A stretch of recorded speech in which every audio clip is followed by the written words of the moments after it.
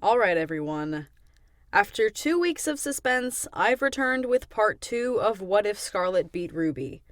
And even though I left you on a pretty rough cliffhanger, I think you'll find the wait has been worth it. Before I start, I just want to thank everyone who ordered a mystery box over the last 2 weeks. I sold out way faster than I thought I would, considering I sold about 300 more boxes than I did last year. My store is still open, so if anyone is still looking to make a purchase, you have until the 16th for your order to reach you before Christmas.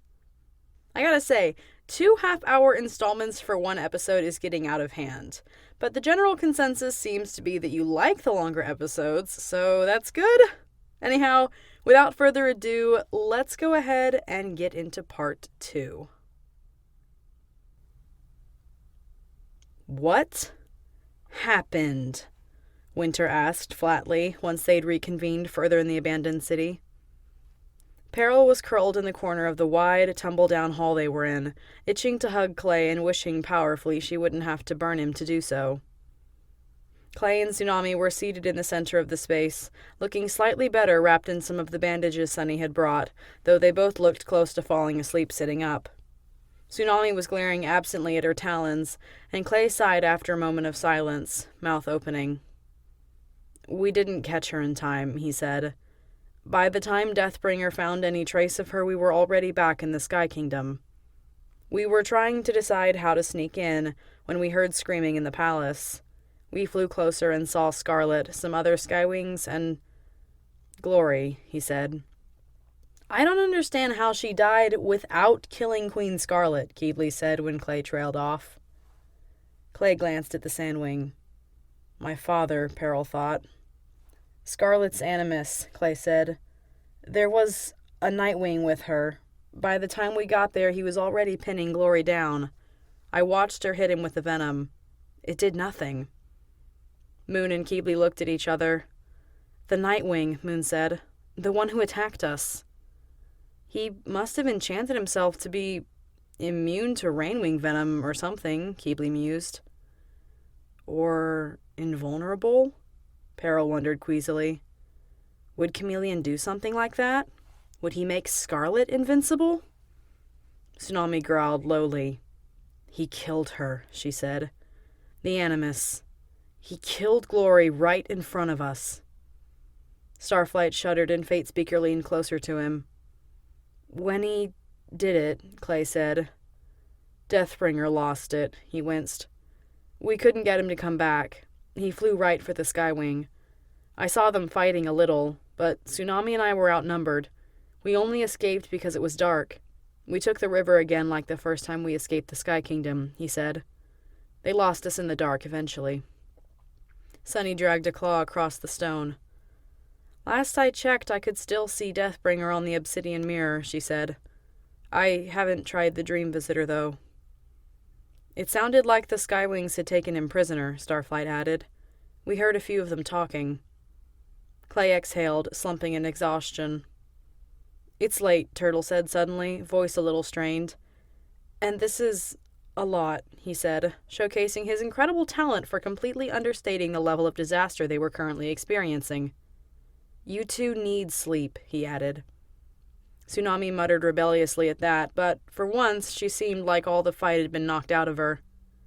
When Turtle started nudging her towards a more sheltered area they'd been sleeping in to hide from the harsh coastal winds, she went with little coaxing. Clay followed soon after, trailed by the remaining Dragonets of Destiny. The remaining Dragonets of Destiny. Wow, Peril thought. She wanted to follow Clay, to comfort him, to tell him that it wasn't his fault. She hadn't even tried to kill Scarlet. Peril had known Chameleon would use his magic somehow. After all, he knew what she could do.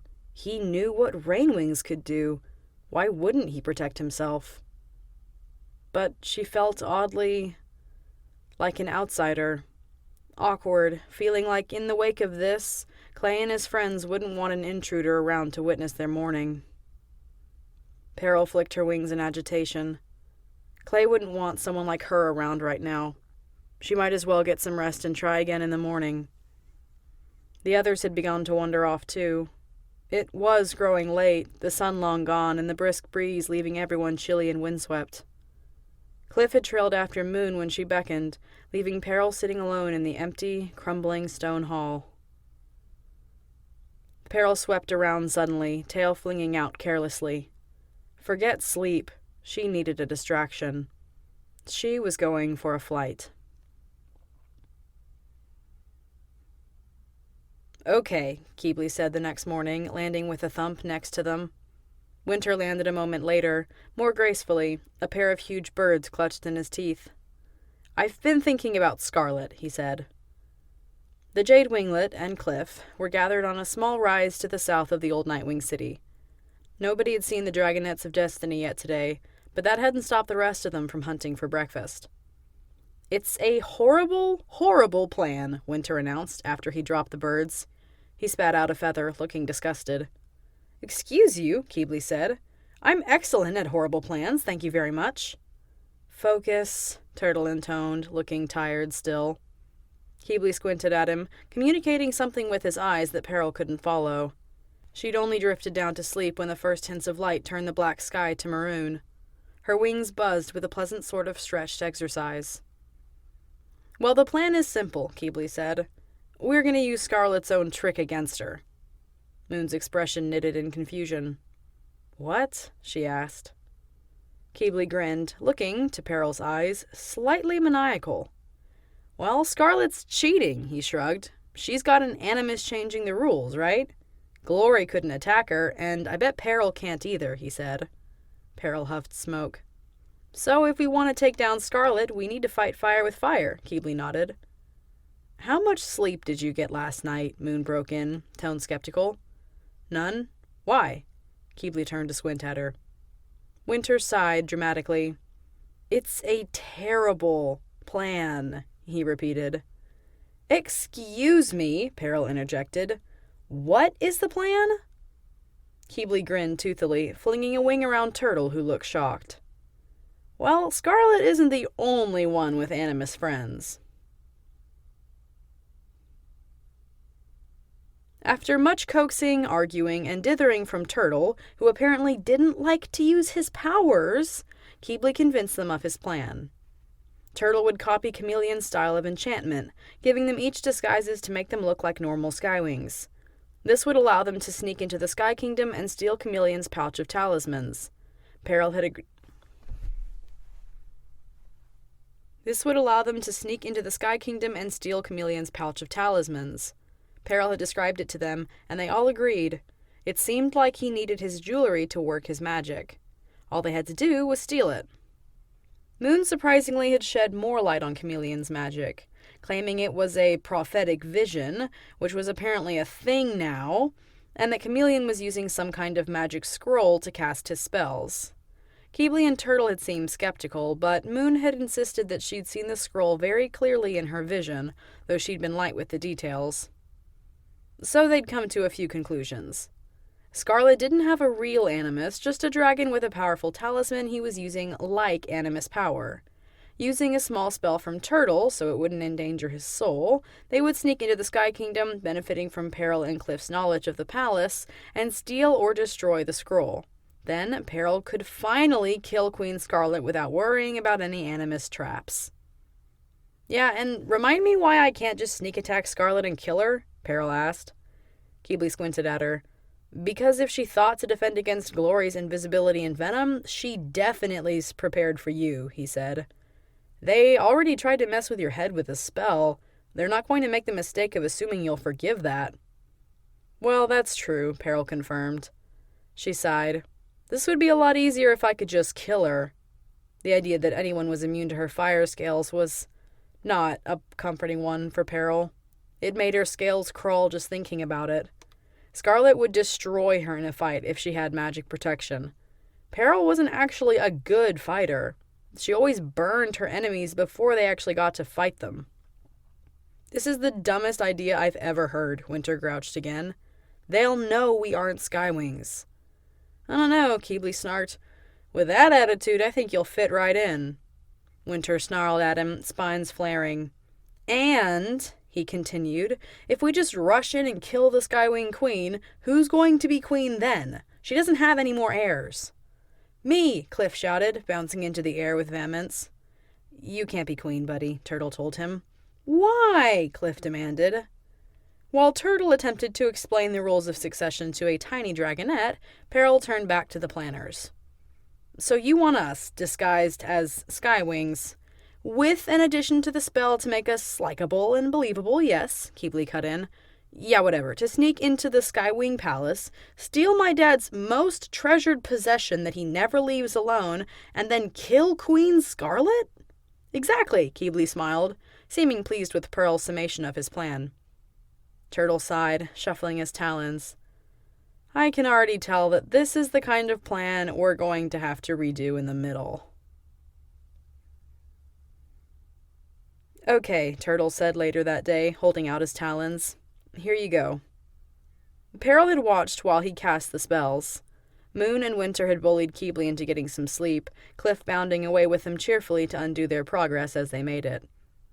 "I enchant this stone," he'd said, focusing on the pebble in his talons, "to become an armband, which will turn Winter into a normal, average Skywing who's believable and unmemorable." He'd repeated the process for all 6 of them, with slight variations. Peril's being the biggest, that her fire scales would disappear again. After her father's spell, Peril had told herself she'd never let anyone put a spell on her again. But Turtle had agreed to letting her watch him cast the spell, and she trusted him. Turtle was too nice and bland to do anything cruel like mess with her head the way Chameleon had. And she didn't have a choice if she wanted to kill Scarlet and save Clay. None of the others had been to the palace before except Cliff, and they couldn't rely on him to lead them through the palace. Peril took the earring he designed for her delicately, careful not to touch Turtle's claws as she did so. She half expected it to soften and melt as soon as she touched it, but the enchantment held, and the slim piece of metal didn't change. It was nothing fancy, a small metal ring that would be unobtrusive and hard to notice. Peril felt the change as soon as she picked it up, though. An odd rippling in her scales, and then a start as she realized she was now a deep, uninspiring dull red. "Well, I hate this," Peril said, surprised to find that her voice now had a deep, throaty quality, sounding nothing like herself. Turtle smiled faintly, nervously knocking a wing into Peril's. She shivered at the touch, almost instinctively moving away. "Well, nobody will notice you now," he said. "Let's go find the others."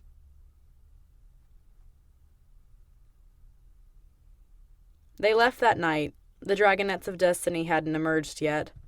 Peril had wanted to say goodbye to Clay before she left, but maybe if she'd been smarter, she could have killed Scarlet before she even fought the duel.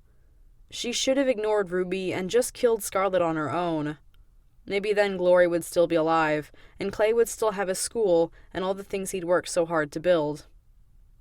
Should she have tried to kill Scarlet after, when they were in the rainforest? Or even before they fled? Had Chameleon enchanted Scarlet to protect her? There wasn't any way to know until it was too late. Peril went back and forth obsessively. Had it been smart to run away, or cowardly?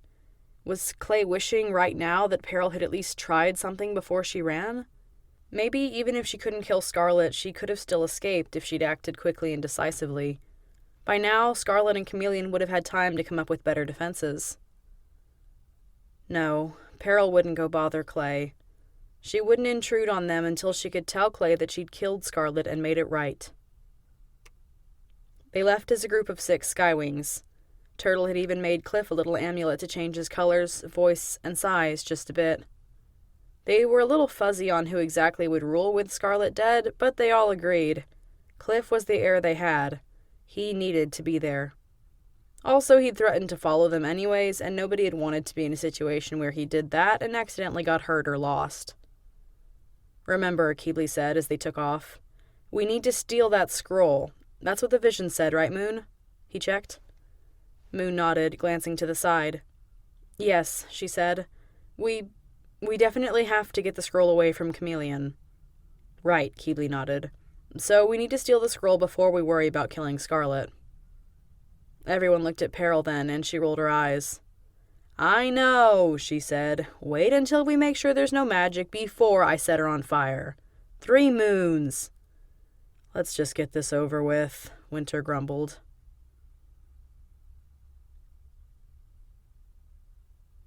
Peril had expected things to be bad in the Sky Kingdom, but she hadn't expected them to be this bad.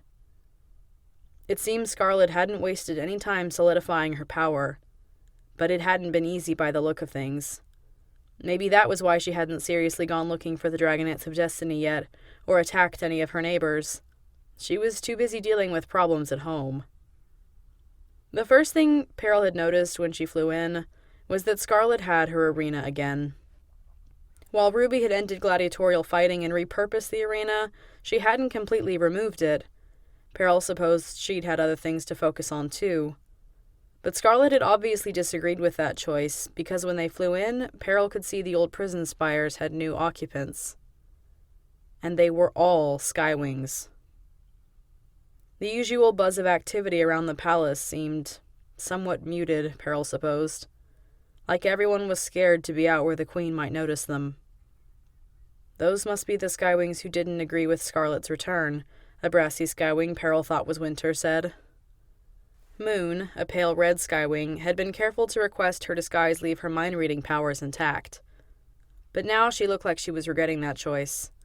As they landed on an outcropping of stone near the base of the palace, she cringed, wings shaking. There is, she mumbled, a lot of unhappiness up there. Peril's tongue flicked. We need to find the Queen and Soar first. Keebley, like Peril, was a deeper red, though his toned more brown than hers. I don't think finding Queen Scarlet is going to be an issue, Moon said, amber eyes tilting toward the spires of the palace. Queen Scarlet, according to Moon, was at the center of a lot of mental anguish, but Peril didn't need mind reading to tell her where the Queen would be. In fact, it quickly became apparent where she was, because the sun was rising to its peak, which meant it was midday, and that had always been when Scarlet had her fights. They filtered into the stands around the arena with the rest of the Skywings. It still seemed like less dragons than usual, though Peril couldn't say if that was because they were hiding or dead. Peril had watched fights before, of course. She didn't fight in every match, because that'd be boring. But she'd never watched from the stands with the crowd before. It was louder there, or it used to be. Now an oppressive silence blanketed the crowd. Peril supposed it was different watching your own friends and family in the ring, instead of enemies. Scarlet had always preferred to rule through fear. It looked like she hadn't forgotten that. Peril searched the balcony where Scarlet and her favorites sat, looking for Soar. She didn't see him. Clay and Tsunami said he'd been in his Nightwing form. Would he still be? The first fighter was flown down by a pair of guards. Peril shivered at how similar this whole setup was. If it wasn't for the prisoners themselves, she could imagine she was champion again, and the war was still going, and she'd never met Clay and realized how Scarlet was using her. Peril got distracted scanning the crowd for her father, but tuned back in when a Skywing, Turtle, grabbed her elbow urgently. Look, he hissed. It's Deathbringer. Peril spun to face the arena grounds again, gaping. Sure enough, a quartet of guards was pulling a Nightwing from the entrance tunnel. That meant he'd been in the actual dungeons, not the spires. Deathbringer was fighting them, it seemed, but their long spears kept him at bay and his wings were pinned. And back today to fight this traitor to the crown, the announcer was saying, referencing the Skywing prisoner who'd been deposited on the sands. We have the Nightwing assassin who tried to kill our great queen. A roar went up from the crowd, somewhat more angry than Peril had expected. They probably don't care who dies as long as it's not one of them, Turtle mumbled in Peril's ear. I doubt they're mad at him for trying to assassinate her. Peril nodded, eyes glued to the fight. Our wise queen has decided to show mercy to this criminal, the announcer was continuing, voice booming through the arena. Instead of simply executing him, Queen Scarlet has decreed that if the Nightwing can survive the arena, he will go free. Peril huffed smoke in annoyance. That didn't mean much. She'd counted over 30 Skywing prisoners on her way in, and didn't doubt there would be more as Scarlet arrested rebels, real or imagined. This wasn't mercy. It was a prolonged execution for entertainment. "Deathbringer of the Nightwings has already won 5 fights," the announcer shouted. The crowd booed appropriately. "Sunrise of the Skywings has won 3 fights against other traitors," he added. More boos, but this time less enthusiastic. Peril could see some of her neighbors, the real Skywings anyways, looking unhappy with the proceedings. "Fight!" the announcer howled, flying out of the arena. Peril watched Deathbringer as he paced the arena, wings flared as large as they could get. It was hard to see from this distance, but he seemed, well, mad was one word. He paced with the pent-up energy of someone who wanted to fight. He didn't seem too badly injured. Peril could see some claw marks that were still raw over one shoulder, but it was hard to tell where else he might be hurt thanks to his dark scales. She thought he might be favoring one of his back legs, but it was hard to tell, and it couldn't be that bad. The Skywing, Sunrise, Peril didn't recognize her, charged at Deathbringer, clearly hoping a more aggressive approach would give her the edge. Despite his apparently multiple fights, however, Deathbringer seemed perfectly eager to fight another Skywing. Peril didn't know him well enough to know if he liked fighting, or if he was just furious that they'd killed Glory. The Nightwing dropped and rolled under her charge, slashing at her underbelly as he did so. Sunrise howled as she stumbled to the side, whirling and clawing at Deathbringer's wingtips as he put space between them. The blow connected, and the delicate membrane shredded at the edges where her claws cut him, but Deathbringer made a tight turn around her slash, and while she was still recovering her balance, bullied into her, knocking her off her feet and clawing under her wings. Peril winced as the Skywing, larger than Deathbringer, rolled to her back and got her legs under her, throwing Deathbringer off and getting him completely airborne. He flew to the side with a thump, landing on one of his pinned wings and shouting. Sunrise was on him again, and now they were rolling through the sand, locked in close quarter wrestling, almost, clawing and biting at each other. A bright burst of flame spouted for a moment, bathing Sunrise's face and neck in heat, and she howled in fury and pain. At least when I kill dragons, Peril thought, shifting her talons. They died quickly. Past Turtle, she could see Moon and Cliff. Moon was all tight agitation. She might know Deathbringer, Peril realized, at least better than any of the rest of them. "I don't see Soar," Peril told Turtle. "If he's in his Skywing body, he's not here." "Unless he has 2 Skywing disguises," Turtle said thoughtfully, and Peril scowled. "Do you hear Soar or Chameleon or whoever at all?" Turtle asked Moon. Moon started and turned to look at him. She blinked. "That's like asking if I can hear a drop in a rainstorm," she hissed. "But no, I haven't heard anyone who sounds like him. I guess I should focus on the Queen," she winced. Down in the arena, Deathbringer was on top of Sunrise, powerful back legs shredding her underbelly. At some point, Peril split her attention between the fight and the audience. Sunrise stopped moving. Queen Scarlet's voice echoed over the arena, and Peril shivered. "Well, I suppose that's another fight for the Nightwing." Deathbringer was staggering to his talons in the sand, shaking his wings out with a flurry of dust and blood. "We'd better go," Turtle said, getting to his talons. Around them, other Skywings were making hasty exits as well. "We need to find Chameleon." "Yeah," Moon whispered as she stood up. The guards were pushing Deathbringer back down the tunnel. "Scarlet usually spends her time in the upper spires," Peril said quietly as they walked. "If Chameleon is sticking with her, that's where we should look." They'd considered asking someone where he was, but realized they didn't know who to ask for. Chameleon? Soar? They didn't even know his Nightwing name. No, they didn't want to draw attention to themselves, so they'd have to find him on their own. They took flight, heading for the palace. 6 was kind of a conspicuously large group to be walking around in, so they decided to split in half and meet back at their spot at the arena at sunset. Peril, Moon, and Cliff flew around some of the spires, explored the inner courtyards, walked cautiously through hallways and abandoned rooms. It wasn't just Peril. There was definitely a lot less Skywings out and about than there used to be. Scarlet must be worse than usual, Peril supposed. She was beginning to think they wouldn't have any luck when, finally, she caught a flash of black scales out of the corner of her eye. "Hey," she hissed to Moon, who was gliding a ways below her. "Look, is that the Nightwing who attacked you?" She didn't know why any other Nightwings would be around, but she had to check. Moon twisted to look. "Yes," she said, voice soft. "That's him." Her Skywing eyes looked murderous. She banked, shifting closer. The Nightwing was on a balcony overlooking the valley, chatting with a pair of Skywings. Peril split off to circle around with Cliff, hoping she wouldn't draw too much attention. That was her father, right below her.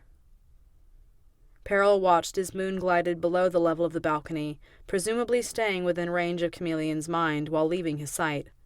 She circled a few times. On the balcony, Chameleon laughed, saying something to one of the Skywings Peril couldn't make out. The conversation went on, and he made a beckoning motion, seeming like he wanted one of the Skywings to do something. Looking hesitant, she shook her head, and Chameleon reached out, plucking a dagger from a sheath at her wrist.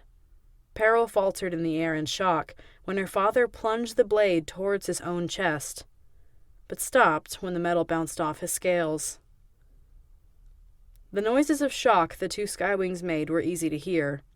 Below, Moon flinched out of her lazy flight patterns, swooping down and then making a wide circling climb back to the two of them.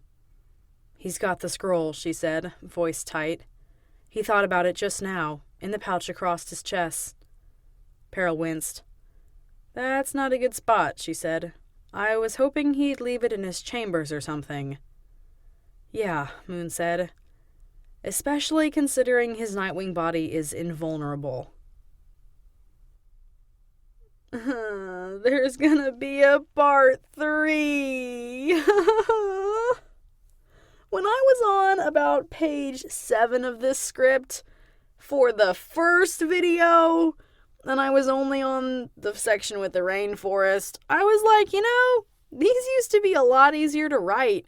It did not used to take me entire days to write what ifs. And then I was like, oh, duh, they didn't used to be so dang long. Anyways, if you enjoyed this video, I'm glad. At least I concluded the cliffhanger I left you all on 2 weeks ago. Sort of. Even if I haven't finished the whole story. But you're gonna get 3 episodes of What If in 1 month, so I'm sure you're all happy about that, at least. Don't forget to check out my store if you're still in need of Christmas presents. I really appreciate those of you who do order there because that's a big way to support me so that I can keep doing videos like this one. Anyway, if you liked this What If, be sure to leave a like or a comment letting me know, and subscribe if you want to see more like it. I'm already working on the next one, which will be out in another 2 weeks. So thank you guys so much for watching, and y'all have a blessed day.